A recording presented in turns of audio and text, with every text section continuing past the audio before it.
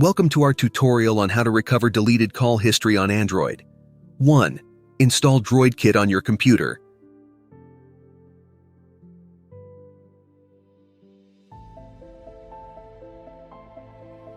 2. Connect your Android to your PC via a USB cable. 3. Launch DroidKit. 4. Click Deep Recovery from Device from the Data Recovery section. 5. Select Call Log. 6. Press Start to allow the program to start scanning. 7. Select the calls you want to recover. 8. Choose between to PC and to device. You have learned how to recover deleted call history on Android. Thank you for watching our guide.